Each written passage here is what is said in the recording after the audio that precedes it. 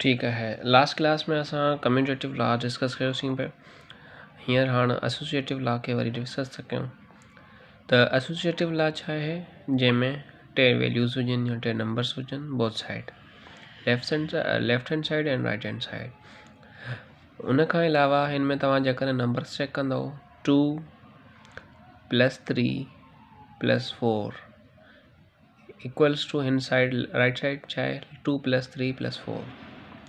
इनमें डिफरेंस छा है, ऑर्डर तो सेम है लेकिन छा है 2 + 3 मीन्स ब्रैकेट के अंदर आहिनि त 2 + 3 पहिरीं ऐड थींदा।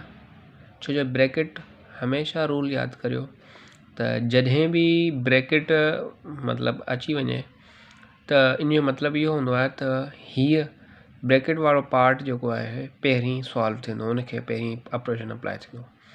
उन खां पोइ मिसाल जे तौर ते हिन ते ऑपरेशन अप्लाई कीअं थींदो, 2 + 3 पहिरीं थींदो, 2 + 3 घणो थियो 5 खे वरी 4 सां कंदव त अंदरि थींदो 9।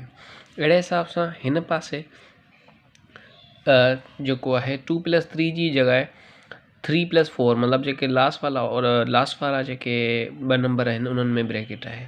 इन जो मतिलबु इहो आहे त 3 ऐं 4 जेके आहिनि उन्हनि खे पाण में पहिरीं ऐड कयो।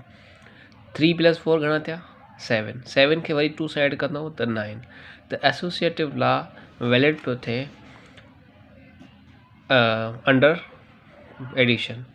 अच्छा, सवाल हीअं थो अची सघे, मिसाल जे तौर ते तव्हांखे ॾियनि त 2 + हिते तव्हांखे ब्रैकेट ॾेई छॾनि +4, ठीकु आहे। वरी अॻियां चवनि 2 + 3 + 4।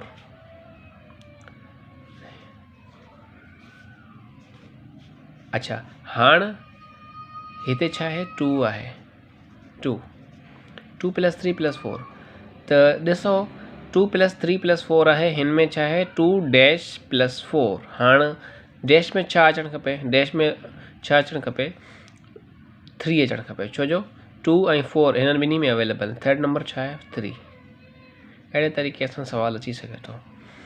उन खां पोइ मल्टीप्लिकेशन जी मल्टीप्लिकेशन जी ॻाल्हि कयूं तॾहिं बि सेम ई रूल अप्लाई थो अचे। सभ खां पहिरीं 2 ऐं 3 खे मल्टीप्लाई कंदासीं 5 आंसर ईंदो, 6 ईंदा आहिनि, 2 3 द 6 खे वरी मल्टीप्लाई कंदासीं 4 सां 6 4 द 24, ठीकु आहे। हिन लेफ्ट साइड जो आंसर छा आहे 24।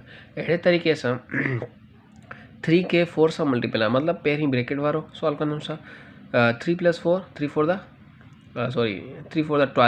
12 खे 2 सां मल्टीप्लाई कंदासीं तॾहिं बि आंसर 24 थो अचे। सो हिन साइड ते बि 24 ऐं वरी लेफ्ट साइड 24। त इन करे एसोसिएटिव लॉ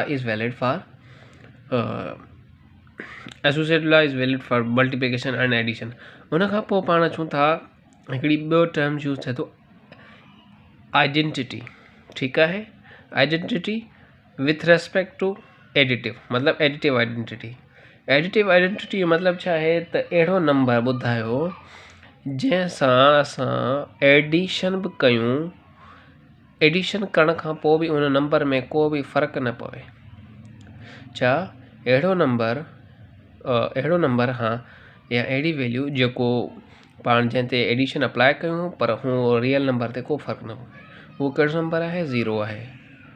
त जीअं एग्ज़ाम्पल आहे हिक खे 0 सां ऐड कंदासीं या 0 खे 1 सां ऐड कंदासीं, जवाबु छा ईंदो 1 ई ईंदो, ठीकु आहे। मतिलबु 0 जे ऐड करण सां एक्चुअल वैल्यू ते को बि फ़र्क़ु या डिफरेंस न पियो, इनखे चवंदासीं एडिटिव आइडेंटिटी, ठीकु आहे। मतिलबु ऐड करण सां 0 खे ऐड करण सां फ़र्क़ु न पवे।